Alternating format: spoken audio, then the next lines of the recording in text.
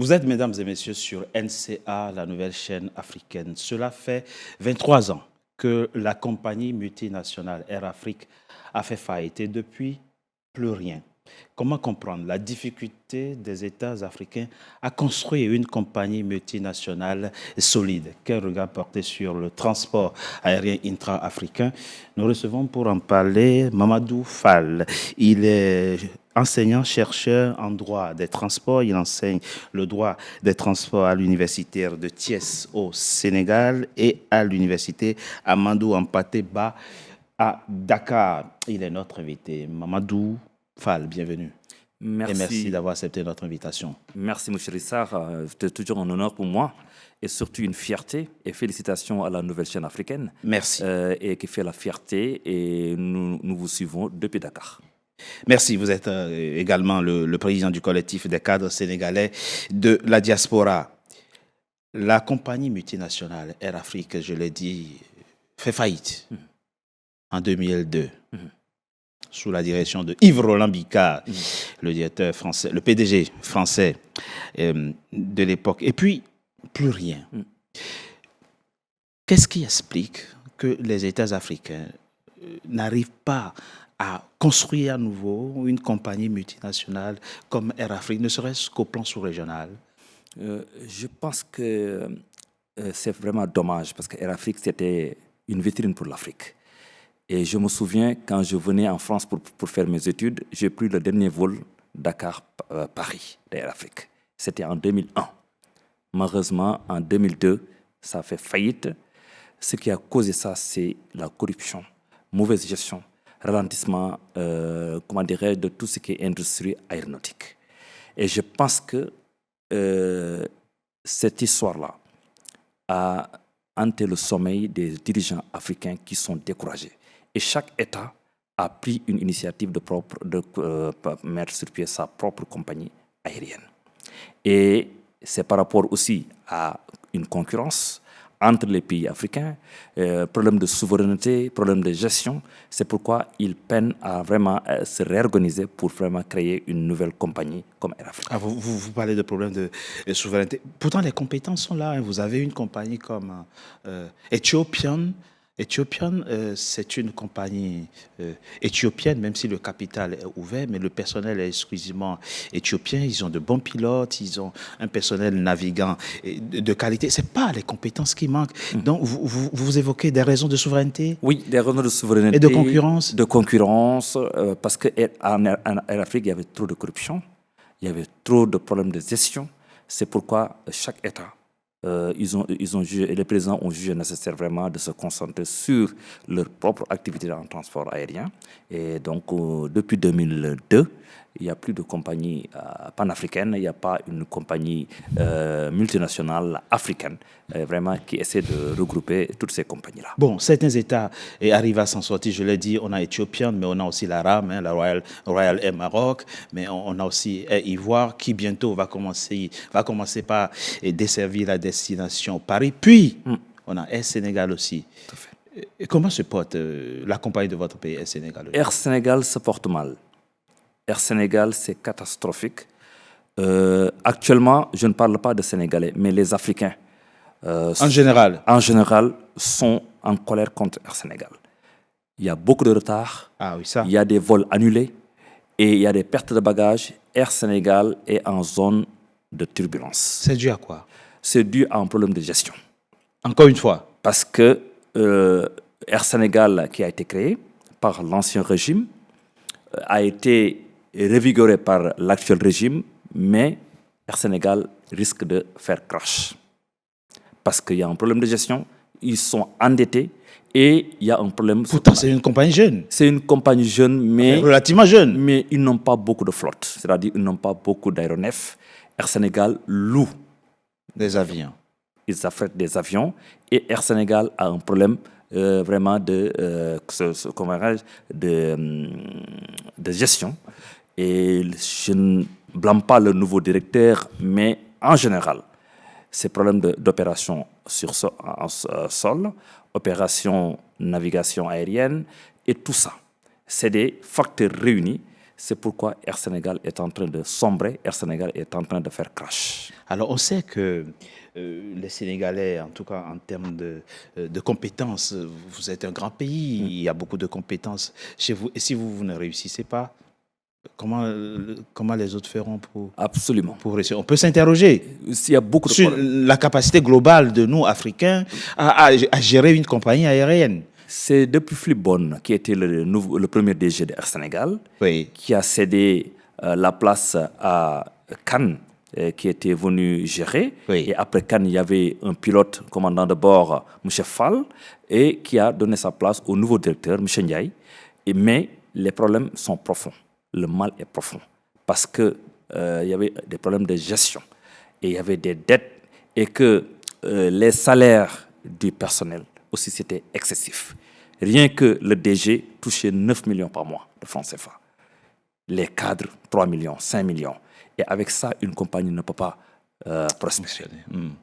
Et jusqu'à présent, Air Sénégal continue de payer ses salaires, mais ils ont des problèmes. Ils ne recrutent plus et il y a des retards excessifs, il y a des pertes de bagages énormes. Et qu'en matière de transport, on dit que le transport aérien est le mode de transport le plus sûr au monde. C'est ça. Mais avec Air Sénégal, on est découragé. Et les gens préfèrent prendre Air France, Ethiopian Airlines ou bien Aska Airlines. Mais Air Sénégal, vraiment, c'est vraiment écœurant. Et que Air Sénégal risque de tomber. Nous avons parlé de souveraineté, de la fierté d'être africain. Mais quand il s'agit de ces questions-là, on est obligé de prendre des compagnies étrangères. Bien sûr, parce que Air France... C'est pas digne. Hein. Air France, c'est une très bonne compagnie. Ah oui. Corsair était au Sénégal. Ils ont écarté Corsair en faveur du... comment dirais-je, pour faciliter l'installation de Air Sénégal. Malheureusement, ça n'a pas porté ses fruits. Malheureusement, on risque de perdre cette compagnie-là, vraiment qui est très jeune. Vous êtes optimiste? Je ne suis pas optimiste. Ah, pas du tout. Je ne suis pas optimiste si l'État ne fait pas attention, si l'État ne s'organise pas. Je pense que l'État du Sénégal, via le président Bassirou Diomaye Faye, son premier ministre, le ministre des Transports, je pense qu'il faudra faire des assises ou bien faire un conseil interministériel pour régler le problème du Air Sénégal parce que c'est catastrophique. Monsieur Fall, parlons de façon globale du transport aérien intra-africain. Pourquoi est-il plus compliqué, plus cher d'aller de Dakar à Addis Abeba que de Dakar à Paris? Tout le monde pose ça. Même mes étudiants me posent la question. Vendredi dernier, j'étais à l'université de Paribas, où c'est une université avec 21 nationalités. Ils me posaient cette question, pourquoi c'est très cher? C'est plus cher de quitter Dakar pour aller à Kinshasa oui. ou bien pour aller à Lomé que de quitter Dakar pour aller à Paris. Oui. C'est par rapport aux taxes aéroportières. Les taxes étatiques sont exorbitantes. C'est très cher. Par exemple, si vous décortiquez le prix d'un billet d'avion, vous avez les taxes aéroportières, vous avez taxes kérosène, vous avez des taxes opération sol, etc. Et ça varie d'un pays à l'autre. Sénégal. Il n'y a pas eu d'harmonisation sous-régionale ou continentale? Il n'y a pas d'harmonisation sous-régionale. Chaque État est souverain et chaque pays fait ses propres taxes.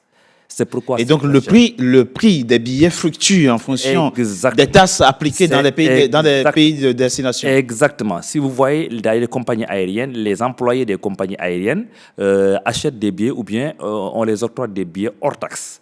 Donc ça revient, au lieu de 1 000 €, ça peut revenir 200 €, 300 €.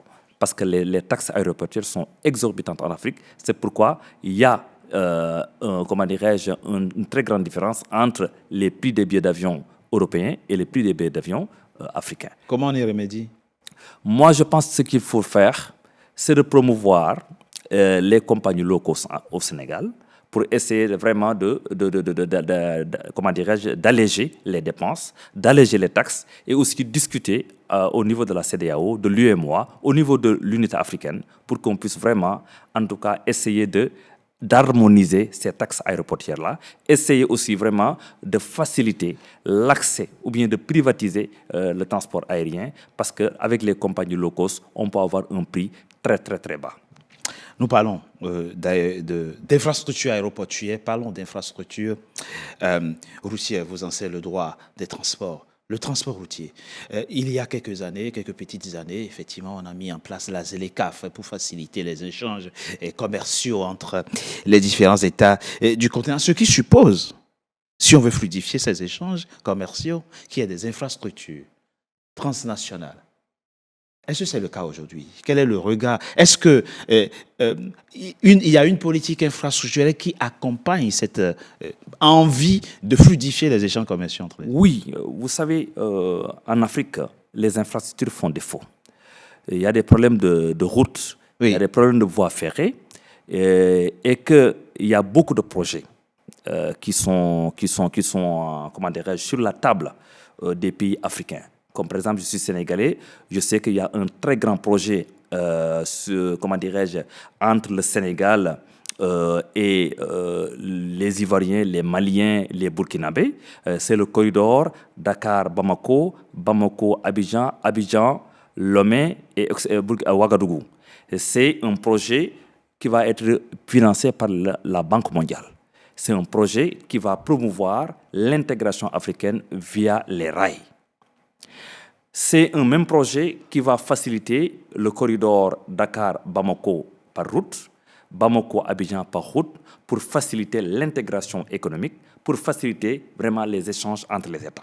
Maintenant, il y a des difficultés parce qu'il y a des difficultés par rapport aux infrastructures, parce que les infrastructures sont vétustes et que les transporteurs africains ne respectent pas le droit des transports parce qu'il y a un poids à respecter, le poids ASE, et que les camions sont surchargés et les routes ne vont pas tenir. Et je pense que mieux vaut, mettre sur pied le projet Dakar-Djibouti avec les rails ou bien Dakar-Ouagadougou avec les rails pour qu'on puisse faciliter le commerce via le transport ferroviaire, qui est un mode de transport par essence environnementaliste et qui peut transporter une grande quantité de marchandises. Est-ce que le professeur que vous êtes, enfin, l'enseignant que vous êtes, l'intellectuel que vous êtes, je rappelle que vous êtes le président du collectif des cadres sénégalais de la diaspora, est-ce que vous comprenez qu'à chaque fois que nous avons des projets comme ça, on fait appel à la Banque mondiale? Là, il y a quelques jours, l'ancien président du Nigeria, Olusegun Obasanjo, dit « Méfions-nous de la Banque mondiale et du FMI. Ces institutions-là ne sont pas là pour nous aider. » Et là, vous nous parlez des projets transfrontaliers où sont attendus les financements de la Banque mondiale. On n'a pas compris depuis? Oui, parce que c'est des financements très lourds. C'est vrai que les États africains pourraient se concerter pour autofinancer eux-mêmes le projet. Parce que c'est bel et bien possible. Oui. Mais très souvent, c'est des projets très lourds et que la Banque mondiale, avec le département des infrastructures et des transports, ils accompagnent des États, même européens. Et je pense que c'est très lourd en investissement. C'est pourquoi ils font appel à ces institutions-là. Mais ça n'empêche pas aux États africains de se concerter via, comment dirais-je, l'Union africaine, via la CEDEAO. Oui, ou la communauté sous-régionale. Ou bien même la BAD, la Banque africaine de développement, finance beaucoup d'infrastructures africaines. Bien sûr, oui. Et la BAD pourrait être vraiment une pierre.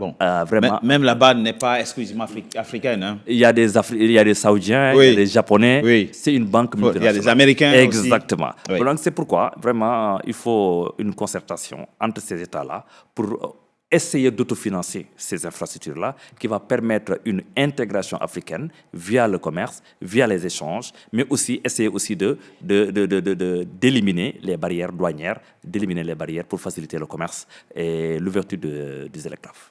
Cadre sénégalais, intellectuel sénégalais, enseignant sénégalais, qu'est-ce qui explique chez nous ce déficit de réflexion stratégique où on ne pense pas à long terme? On est plus préoccupé par le tout de suite. On n'arrive pas à pondre des projets, on n'arrive pas à se projeter dans 20 ans, dans 30 ans, dans 40 ans. Nous avons que de petits projets à court terme qui, pour certains, n'aboutissent même pas. Comment vous l'expliquez? Qu'est-ce qui explique cela? Moi, je pense qu'il faut une très bonne réflexion. Il faut que, surtout les diasporas africaines, se ressaisissent, se réunissent. Moi, mon rêve, c'est de fédérer les diasporas africaines. parce que nous avons acquis une expérience. Bien sûr. Nous avons fait l'Europe, etc. Mais il est grand temps, il faut réellement retourner au bercail. Il faut venir transférer un savoir-faire, réfléchir, aider aussi les jeunes qui sont sur place à vraiment réaliser ces projets-là. Et il faudra des projets à long terme, mais pour ce faire, pour réussir ça, il faut un transfert de savoir-faire, il faut un retour au bercail, il faut que les diasporas africaines puissent se réunir pour qu'on puisse participer au développement de l'Afrique. Mamadou Fall, je rappelle que vous êtes enseignant-chercheur en droit des transports. Vous enseignez le droit des transports à l'université de Thiès au Sénégal et à l'université Amadou Hampâté-Bâ de Dakar. Vous êtes par ailleurs le président du collectif des cadres sénégalais de la diaspora. Merci. Merci à vous, Richard, et c'est toujours un plaisir d'être à une nouvelle chaîne africaine. Merci. Mesdames et messieurs, merci d'avoir été nombreux en notre compagnie. Restez fidèles à nos programmes. À très bientôt pour un nouveau numéro de notre invité.